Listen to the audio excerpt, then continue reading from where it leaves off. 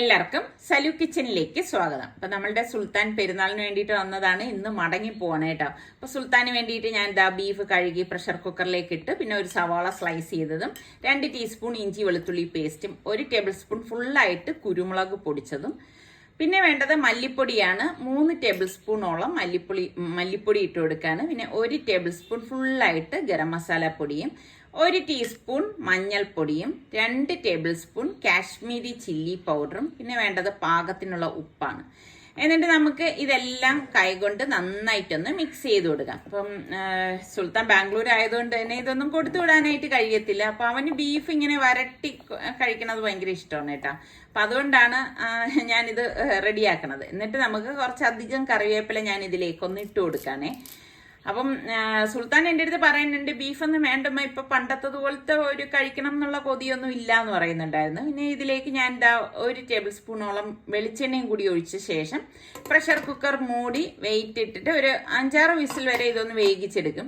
പിന്നെ വേകുന്നതെന്ന് പറഞ്ഞാൽ നിങ്ങളുടെ കുക്കറിനെയും ബീഫിനെയൊക്കെ ഡിപ്പെൻഡ് ചെയ്തിരിക്കും കേട്ടോ. ഞാനിപ്പോൾ ഒരു 6 വിസിൽ വേവിച്ചിട്ടുണ്ടായിരുന്നു. സ്റ്റീം പോയ ശേഷമാണ് ഇത് ആ കുക്കർ ഒന്ന് ഓപ്പൺ ചെയ്തത്. അപ്പൊ നമ്മൾ ഒരു തുള്ളി വെള്ളം പോലും ചേർത്തിട്ടില്ല. അപ്പൊ ബീഫിൽ നിന്ന് ഊറി വന്ന ചാറാണ്. അപ്പൊ ഈ ചാറോട് കൂടിയിട്ട് നമ്മളിത് തയ്യാറാക്കണ്ട. അപ്പൊ ഞാൻ വലിയൊരു പാൻ അടുപ്പത്തേക്ക് വെച്ചിട്ട് ഈ ചാറ് മാത്രമായിട്ടൊന്ന് ഒഴിച്ചു കൊടുക്കാണ്. എന്നിട്ട് നമുക്കിനി ഇതൊന്ന് വറ്റിച്ചെടുക്കാം. അപ്പം ഈ കഷ്ണങ്ങളും കൂട്ടത്തിൽ ഇട്ടിട്ട് വറ്റിച്ചെടുത്താലുള്ള ഒരു കുഴപ്പം എന്ന് പറഞ്ഞാൽ ഓൾറെഡി ബീഫ് വെന്തിട്ടുണ്ടാവും. പിന്നെ അത് ഓവറായിട്ട് വെന്തു പോകും. അപ്പൊ അതിന്റെ ആവശ്യമില്ല. അപ്പൊ ചാറ് വറ്റി വരുമ്പോഴേക്കും ഇതാ കണ്ട മസാലയൊക്കെ ഇങ്ങനെ ഇതുപോലെ ഒന്ന് തെളിഞ്ഞു വരും. അപ്പം ആ വെള്ളത്തിന്റെ അംശമെല്ലാം വറ്റിയിട്ടുണ്ടാവും. ആ സമയത്ത് നമ്മൾ ഈ വെന്തിരിക്കുന്ന ബീഫ് ഉണ്ടല്ലോ അത് ഇതിലേക്ക് ഇട്ടിട്ട് നന്നായിട്ടൊന്ന് ഇളക്കി കൊടുക്കും. അപ്പൊ ഇത് ബോൺലെസ് ബീഫാണ് കേട്ടോ. ഇവിടെ സുൽത്താൻ ഇങ്ങനെ എല്ലുള്ളതൊന്നും വലിയ ഇഷ്ടമില്ല.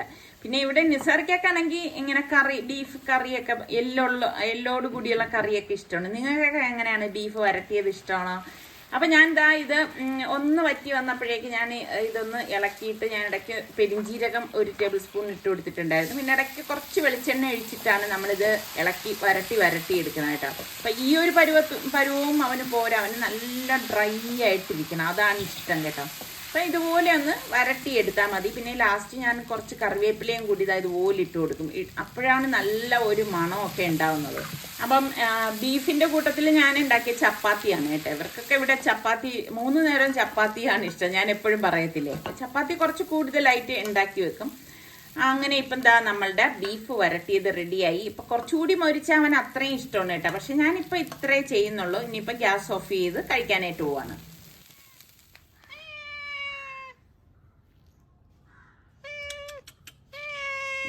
അവിടെ ഇരിക്കും.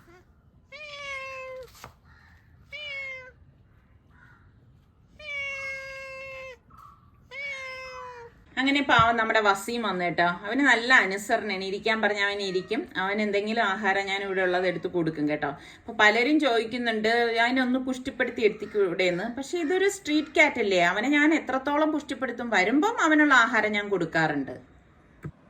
അപ്പൊ ചക്ക മുറിച്ചതൊക്കെ നിങ്ങൾ കണ്ടല്ലോ. അപ്പൊ നിസാർക്ക് അത് ഈ കണ്ടെയ്നറിലാക്കിയിട്ട് ഫ്രിഡ്ജിൽ വെച്ചിരിക്കുകയായിരുന്നു. ഇപ്പൊ അത് കണ്ട അതിന്റെ ചവണിയൊക്കെ മാറ്റി നല്ല സൂപ്പറായിട്ട് ഇനി മോന് പാക്ക് ചെയ്ത് കൊടുക്കണം. ഇത് സുലുവിന് വേണ്ടിയിട്ടല്ല കേട്ടാ.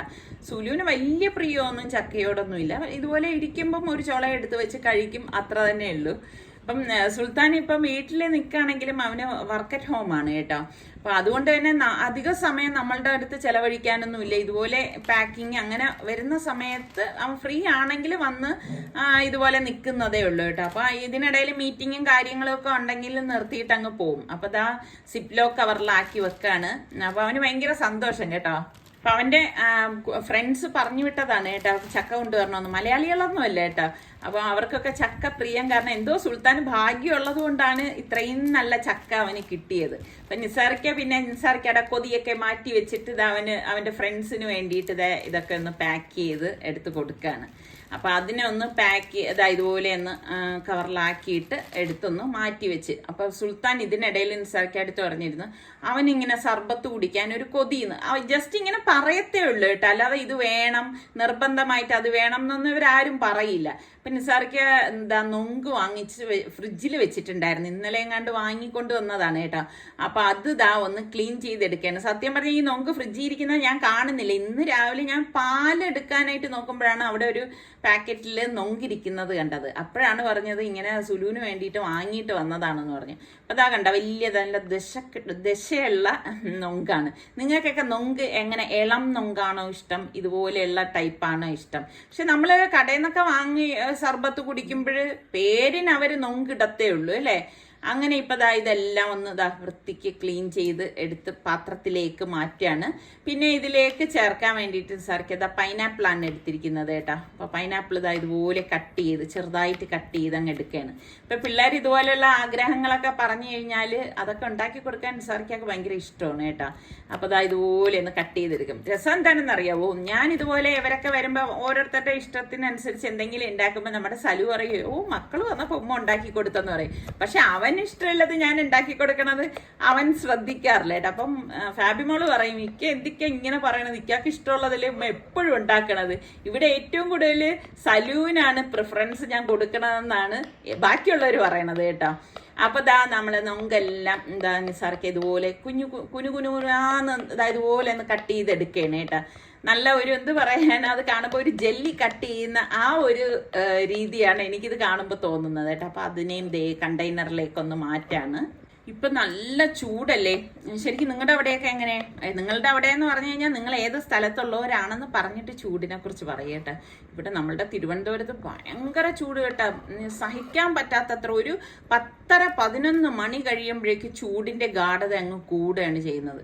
ആ സമയം നമുക്ക് നിറച്ചിങ്ങനെ തണുത്ത വെള്ളം കുടിക്കാൻ ഭയങ്കര കൊതിയായിരിക്കും കേട്ടോ. അപ്പൊ ഇത് നമ്മുടെ പാളയംതോടം പഴമാണ് കേട്ടോ. ആ പഴമാണ് നമുക്ക് ഇതിന് നല്ലത് കേട്ടോ. മറ്റു പഴത്തിനെക്കാളും ഒക്കെ അതും നല്ല പഴുത്ത ഇതുപോലത്തെ പഴം വേണം. പണ്ടൊക്കെ ആണെങ്കിൽ നമ്മുടെ നാട്ടിലൊക്കെ ഈ മുറുക്കാൻ കടകൾ ഉണ്ടായിരുന്നു, അറിയോ? ആ കടകളിലൊക്കെ ഇതുപോലത്തെ സർബത്ത് ഒരുപാട് ഇങ്ങനെ വാങ്ങാനായിട്ട് കിട്ടുമായിരുന്നു. ഗ്ലാസ്സിൽ ഇങ്ങനെ നല്ല കളർ നറുനണ്ടി സിറപ്പൊക്കെ ഒഴിച്ചിട്ട്. പക്ഷെ ഇന്നത് ജ്യൂസ് കടകളായി മാറിക്കഴിഞ്ഞു. പക്ഷെ എന്നാലും പണ്ടത്തെ ആ ഒരു ഇത് ഇപ്പൊ കിട്ടുന്നില്ല കേട്ടോ. പഞ്ചസാരക്ക് മത്തുകൊണ്ടൊക്കെ ഉടച്ചിട്ട് സ്പൂൺ കൊണ്ട് ഇങ്ങനെ കടക്കാർ ചെയ്യുന്നത് പോലെ ഉടച്ചെടുത്തിട്ടുണ്ട്.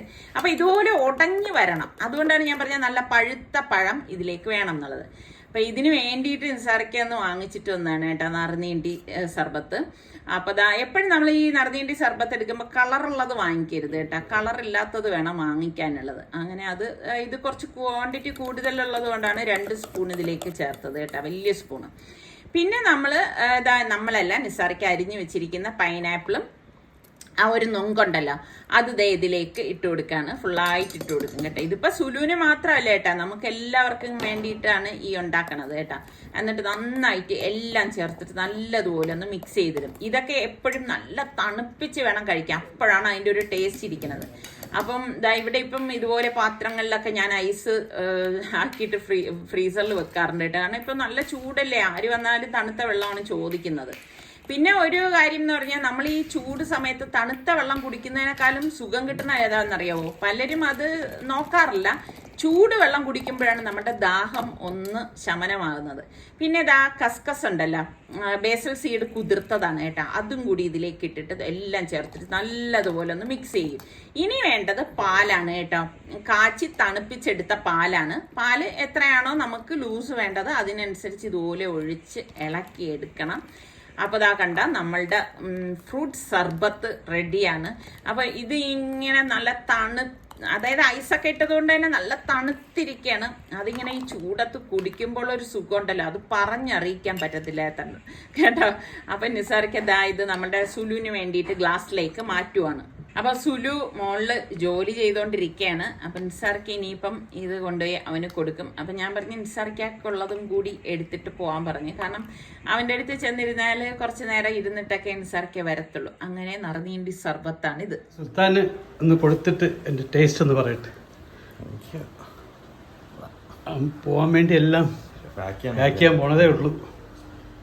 വെളിയിൽ നല്ല ചെറിയ മഴ, പക്ഷെ ചൂടത്താണ് കുടിക്കേണ്ടത്. അവിടെ ചൂടുണ്ട്. ഉണ്ടാ മഴയാണെന്നേ ഉള്ളു, കാറ്റില്ല. കാറ്റില്ല. അവിടെ ഇത് മറ്റേ പണ്ട് നമ്മള് ബനാന ഇട്ടൊക്കെ മറ്റേ സർബത്ത് പോലെ സോഡ പോലെ എന്താക്കൂലേ? ഇത് കടയിൽ നിന്ന് വാങ്ങുന്നതല്ലേ? മറ്റേ നറുനീണ്ടി സർബത്ത്. അത് തന്നെ സർബത്ത്. ഇതെന്തൊക്കെ ചേർന്ന് പറയാ? ഇതൊക്കെ ചേർന്ന് നോക്കില്ലേ? നോക്കിയാൽ പറഞ്ഞു മറ്റേ ഇത് പഴവും ചക്ക ഇട്ടാ. ചക്ക ഇട്ടില്ല അല്ലേ? മഞ്ഞ മഞ്ഞ പഴം ചക്ക നീക്കി പാക്ക് ചെയ്ത് വെച്ച്. ഇത് നറുനീണ്ടി വാങ്ങിച്ചപ്പ അതെ. മറ്റേ സാധനം തേങ്ങ പോലെ വേറൊരു സാധനം. നൊങ്ക്. നൊങ്കുണ്ട്. പിന്നെ എന്തുണ്ട്? പിന്നെ മറ്റേ കസ്കസ് ഉണ്ട്. വേറെ കഴിച്ചു കടയിൽ പഴമില്ലേ? പഴം ഞാൻ പറഞ്ഞല്ലോ. പിന്നെ വേറൊരു സാധനം ഉണ്ട്. പൈനാപ്പിൾ ഉണ്ടോ? ഇതായിരുന്നു അന്ന് പാപ്പ പറഞ്ഞില്ലേ ഇതേപോലെ കുടിക്കണമെന്ന്. ഈ സാധനം എനിക്ക് വേണ്ടിയിരുന്നു. മഴ പെയ്തിങ്ങനെ. പക്ഷെ നല്ല ചൂടാണ്. മഴ പെയ്തെന്ന് പറഞ്ഞിട്ട് കാര്യമൊന്നുമില്ല. കാറ്റില്ല.